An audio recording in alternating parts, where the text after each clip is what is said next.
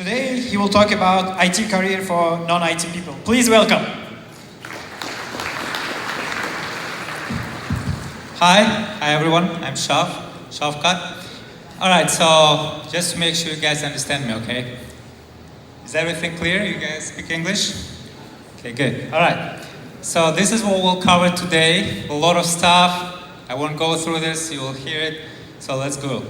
This is me, VP of SEO at Bolt. Bolt is a leader in resumes, cover letters, job search, careers, stuff like that. Then I was a principal PM at Microsoft for 3 years, and I have my own companies, 2 in America, 1 in Russia, and my email, my social handle. So why IT? I hope you guys really love this field, and that's why you're here at Google. Because there are 3 things. 1, you can really scale, right? You can influence the lives of millions or even billions of people. 2, you can automate things. Everything you do, you can actually digitalize. Doesn't matter. The field doesn't matter. It could be farming, construction, anything can be digital. And 3, just a lot of money. You know, you'll make more money than anybody else among your friends. So just go to become an IT expert. Very simple. All right, oh, wait. Let me go back. You see this little image here? It's a little more complex than it should be, but it's called Ikigai. So IT is not for everyone. Google Ikigai, see what it is. I wouldn't talk about it today. But in general, just figure out, is it for you or it's not? Because sometimes, you want to be an artist, you want to help animals, you want to do something else, and you'll be much happier than if you go to IT. So it's not for everyone. But if you are not that technical, you can still make it in IT. Why? Because there are professions. And first of all, Gartner made a research that by 2024, 80% of all technical stuff, product services, will be created not by you, engineers, PMs, whoever, but by non-technical people. Like by anyone. It's going to be so easy. Low code, no code, you heard that, right? So that's what's going to happen. And then these are the non-technical, non-IT career tracks. You can be a PM, product, project, or program manager. You can be like me, an SEO guy, search engine optimization. Or you can be a copywriter, content manager, web designer, you name it. Community manager, CLA, legal stuff, and anybody else. Digital marketer. So I wouldn't talk about those as well. They limited me to 20 minutes. I can talk for like 5 hours. But so we'll just keep that. Just Google those, and any of those doesn't require any technical skills. You don't need to program. I can't code. I have no idea how to code. Still made it. Normally when I do this, I ask people to jump. So I ask one volunteer to come here to the stage or here, and they jump, and then this is a cool exercise. But no opportunity here, so I'll just tell you how it works. I ask someone to jump as far as they can, maximum distance. And they do, but usually it's pretty lame, right? So then I mark it, and I tell them, okay, go back. So this is your result. Jump again, and every single time, they jump farther. And I didn't tell them to jump as far as you can, maximum anymore. Just go past your own result. What it tells you is that when you have a clear goal, you can surpass that. You can reach the goal and pass that.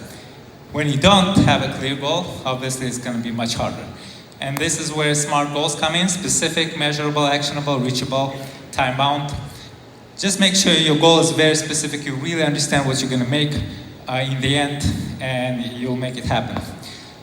From dream to reality, there are a few steps. First is the goal. So you turn your dream into an actual goal. Make it a SMART goal. Then make it a plan, actual plan for your goal. And then you have to act, action. Every plan requires action, like these steps. And then in the end, it's going to be a reality. So from dream to reality, plan, goal, plans, action. And then one quick tip, when things look really difficult or complex, You cut it into short tasks. I call those baby steps. You can call it, small steps, but this is the example of the power of small steps. When it's easier to do, you'll actually do it. So as simple as that. I'm running fast.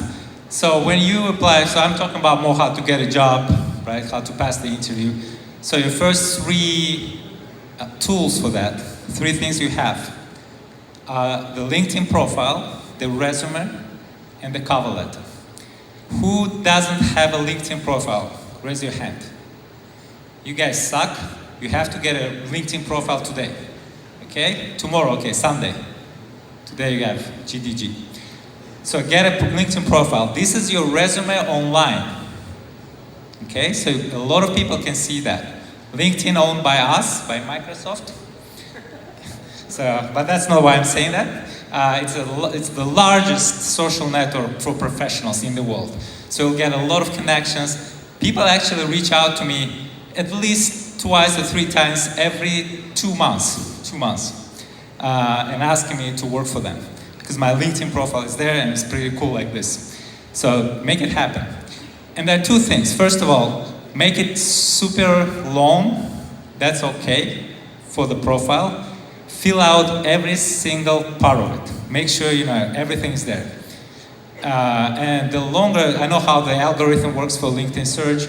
So the longer it is, the more information there, the more often you'll show up in the search results. And second, build your network. Reach out to people who you know or who you don't know, doesn't matter. Just reach out, ask them to connect with you. The more connections you'll have, and the maximum connections you can have there is 30,000.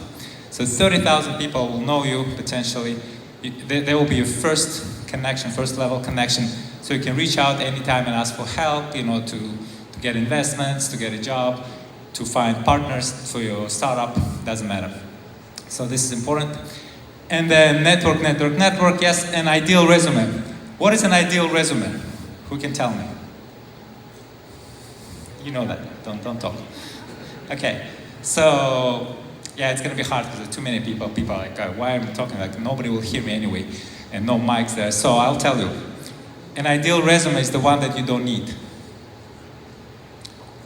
You need to be an expert in your field.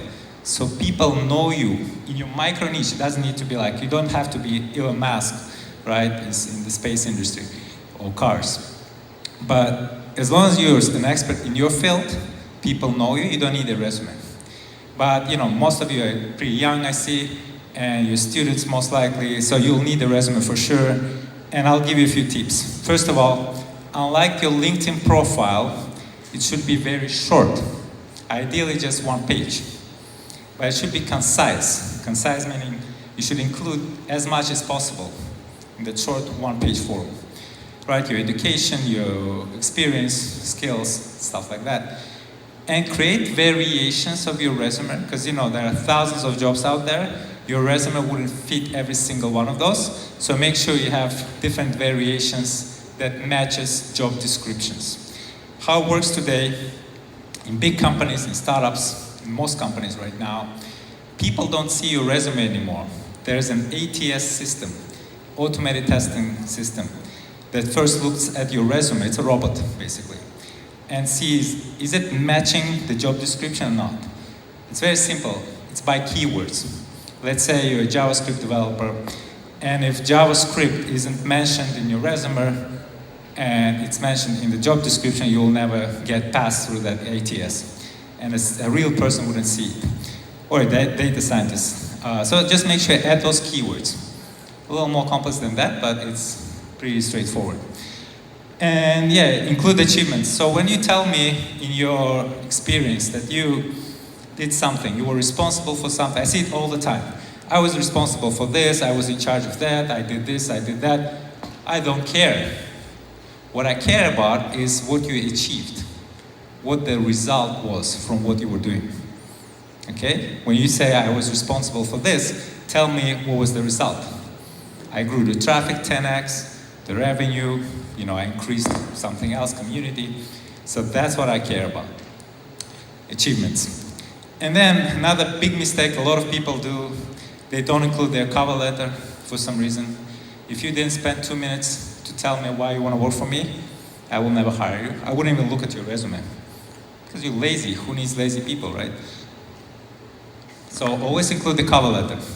Normally just 2 paragraphs. First paragraph, don't talk about yourself. I know it's tempting, like, hey, I'm the best, like, hire me, blah, blah. Don't do that. Tell them about themselves. Why you want to work for them. Why they're cool. Not you, but them. And why you want to work for them. And in the second paragraph, you can talk about yourself. But again, in the same context, like why you fit their company. All right, so that's pretty straightforward. Now, you start, so you got your resume ready, your LinkedIn profile, you guys get the LinkedIn profile, and then you start searching. Right, so make it massive. There are only 5 sites out there for the Western, like American, Canadian, Western European markets. Just 5 sites, mostly English-speaking world. One is Google, by the way, Google Jobs.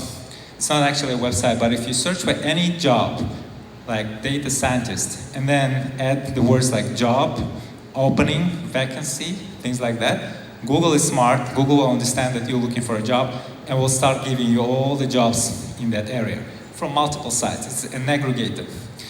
The other one is LinkedIn. It's us. LinkedIn Jobs. There's a tab at the top saying jobs, so you can just look there and find more jobs there. Third one is Indeed.com. Indeed is indeed the largest job search in the world. Then there are 2 more, Glassdoor. Glassdoor, the website that reviews companies. It also has jobs, and it's also an aggregator like the other ones. And the final one is ZipRecruiter. So go to these 5 sites, you'll find 95% of all jobs out there. The other 5% are on the company websites. So if you're applying for Slack, Zoom, Uber, Google, Microsoft, Amazon, doesn't matter, go to their website, amazon.jobs, Microsoft is careers.microsoft.com, and others, and look for jobs there. You'll find that extra 5%. The political reasons, other reasons why they don't post it on big sites, but you'll find those. So you'll have a little bit of competitive advantage there. Wave search theory I developed years back, like over 10 years ago. Basically what it means is that don't look for a job right away, look for a way to find the job. Look for the patterns.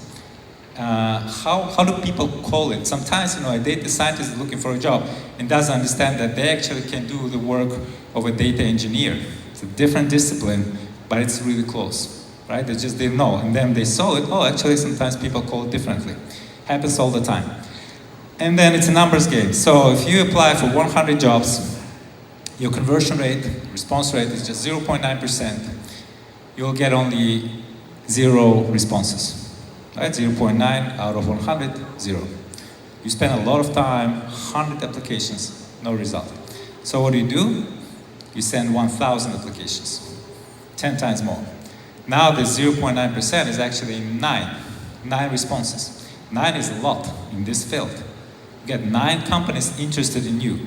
Now it's not you looking for a job, it's them fighting to hire you, right? And plus you get tons of experience for the interviews, like 9 multiplied by average, let's say 6 interviews per job. It's like a lot. I'm bad at math, so I wouldn't say 54 or whatever. Interviews, big part of it. So you basically, main thing, most important thing, you gotta practice, right? But just so you're ready, there are 3 types of questions they ask. Behavioral questions, hypothetical questions, and probing questions. So for behavioral, the main thing, what they start with, they always ask you, can you please tell me about yourself? People really suck at this. People have no idea what to say.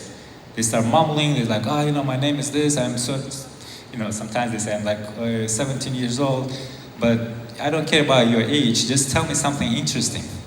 Okay, tell me what are you interested in, your passion in life, what you achieved, because this is you starting selling yourself right away, in your resume even, in your cover letter, but here most of the time. So, and then the next question they ask, your biggest achievement. Again, prepare a story about how you achieved something. It could be in your resume as well, but something very cool, something that will impress me. and then you'll have very good chances to be hired. Failure. Nobody's perfect, right? So if I ask you, tell me about a failure that you had in your professional life, and you tell me, I don't know, I never failed. I'm a pretty cool guy or girl, right? I wouldn't trust you because everybody fails all the time, nobody's perfect. So prepare a story again. Tell me when you fail, but the main part here is make sure there's a lesson in the end. Okay, a lesson. What you've learned from that failure. Super important. Other things like conflict resolution, like did you have a conflict, how did you resolve it, the outcome, prepare that story as well. Don't talk theories, talk stories. Stories sell. Hypotheticals, those are tough. They'll give you some assignments, and I'm talking about non-IT stuff. Like if you're an engineer, it's different, it's a whiteboard, go to lead code, make sure you can solve anything there, and you'll pass most interviews. But for PMs, for non-IT people, there are a lot of hypothetical questions. How would you do this? How would you do that? How would you launch a product? How would you improve something? So be ready to answer those. And there are two frameworks. One is STAR. I think it stands for like situation, task, action, result. It's good for behavioral as well. And then another one is Circle. This is the best for hypothetical questions. Go Google it. I will talk about it, what Circle is, how it works. Just Google it. Okay. And then, probing questions are when people basically try to dive deep into your answers. Like I do that all the time. If people tell me like, hey, the traffic on my website was like 100,000 people a month, and I made it 1 million, 10x. Great, that's really impressive, but now I'll probe you. How did you do that? And you tell me, and then I'll probe again and again and again, until I figure out, are you really saying the truth or lying? So interview tips. FFS stands for Feed, Fire, Function. That's how I hire people. I make sure they fit my company, my own company, or Microsoft, or wherever I work, and hire. Culture fit is a big topic. Just make sure the company also fits your personal values. Sometimes the companies are really overachievers. Sometimes they're very laid back. Choose your style of work. Second, fire. Sometimes people speak with no passion in the interview. They're too calm, no fire in their eyes. I see that right away, and it's a sign. It's a bad sign. I want to make sure that they are very passionate about what they do. Show that. And third is function. Just are you an expert, really? Because you can be very passionate, fit our culture, but you don't know stuff, so it's going to be hard to work with you. PPP stands for practice, practice, practice. If you practice a lot, you will be very confident, have no problem passing most interviews. And then talk about them, not you, like in the cover letter, remember? Same thing here. Mostly talk about them and how you fit, how would you help them. Okay? And then the final one, I'm fast. Once you got a job, right? You're happy, you got an offer. By the way, when it comes to the offer, always negotiate. Never accept it right away, because they have room for negotiation. It's like in the bazaar, right? You gotta trade. So always negotiate. Once you're hired, first step, take initiatives. Make sure you're in charge of things, you're responsible.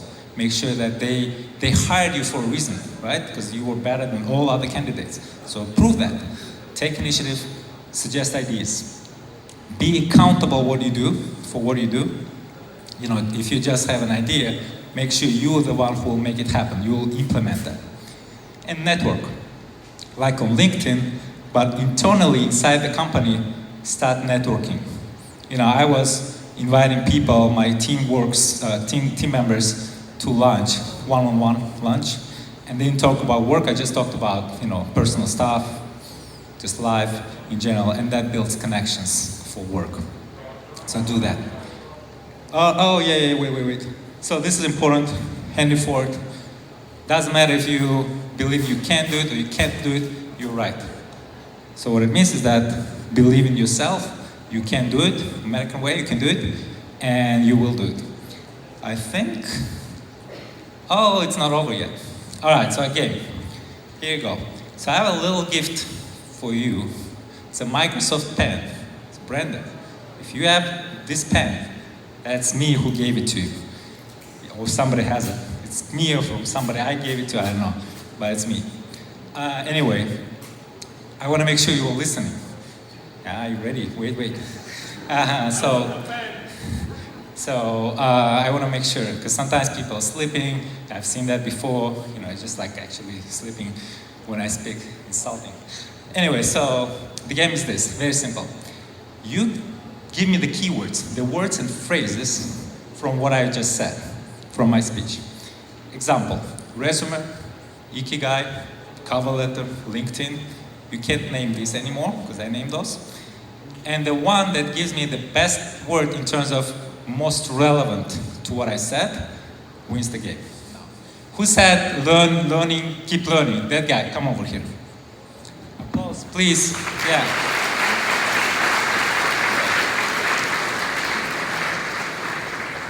Yeah, and that's it. Thank you so much, you guys. I'll meet you over there, all right? Thank you, guys. Keep learning, okay? See you.